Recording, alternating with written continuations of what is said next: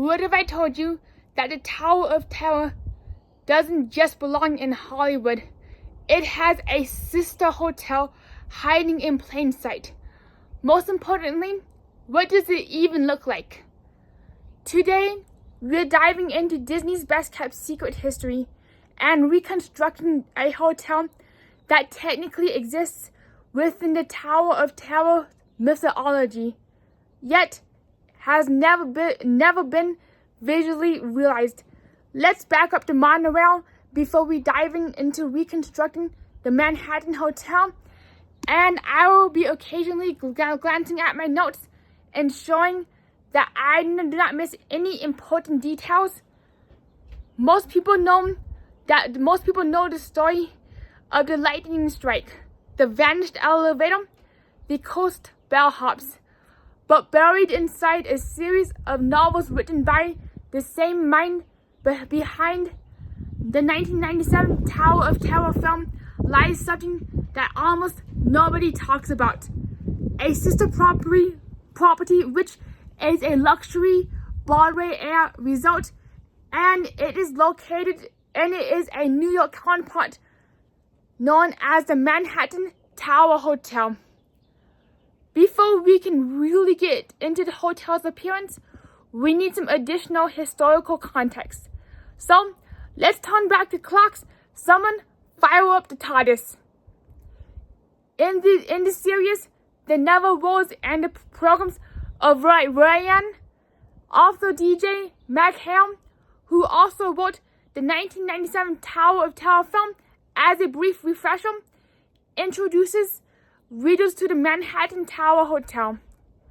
During a time-traveling storyline set in 1937, characters Bobby Pendragon and Rose Spader arrive in New York City and take jobs as bellhops at the prestigious Park Avenue property.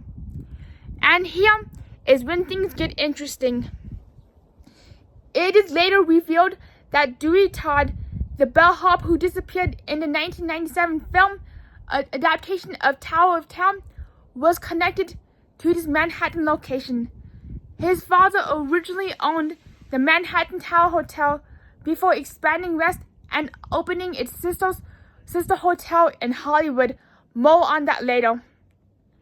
That means that the Hollywood Tower Hotel as we know it today was not the original. The Manhattan Tower Hotel was the original in New York City. Now, let's answer our question. But wait, if this Manhattan property existed near Park Avenue and Central Park during the 1920s and 30s, what would it have looked like? So, let's reconstruct it brick by brick. Given its positioning as a luxury Broadway resort catering to the wealthy elites and performers, as indicated in the Tower of Terror pre-show, the architects would almost certainly reflect the Brex art design, and sorry if I butchered the entire pronunciation. This style dominated New York during the late 19th and 20th centuries. Think grandeur, symmetrical ornamental stone decorating the facade, plus don't forget some Roman columns and arch windows along with some sculptural detail. And as you can see, if you look very carefully outside of the Tower of Terror's cube, you will most likely see quite a few sculptures which would most likely reflect in the Manhattan Tower Hotel's exterior design. So, what is the historical significance of the Brex art architecture? Well, this architecture symbolized hierarchy, prosperity, and cultural refinement, exactly the kind of messaging that an upscale Park Avenue hotel would strive for. New York's early European influence further strengthens this theory. Founded as a Dutch settlement in 1608, the city absorbed Renaissance, Baroque, and Romanesque Gothic architectural cues over centuries of development.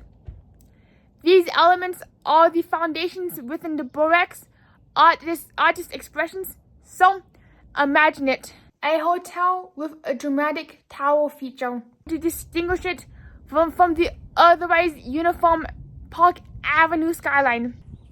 Now, let's move inside. If the exterior follows the Baroque's art influence, the interior likely leaned into the Renaissance-era furnishings. Meanwhile, the Hollywood Tower Hotel follows a similar logic, blending opulence with decay. So honestly, I find it really sad that we may never receive any visual confirmation about the Manhattan Hotel's appearance or what the facade even looks like.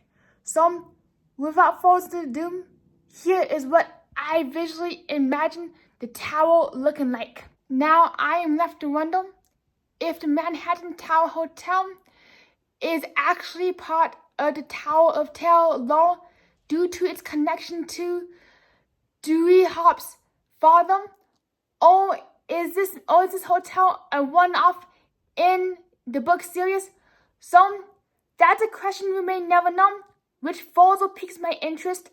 Will we ever get a sequel book or a sequel attraction to the Hollywood Tower Hotel? So remember, the next time that you step on the Sunset Boulevard, the hotel's course may have started all the way in Manhattan.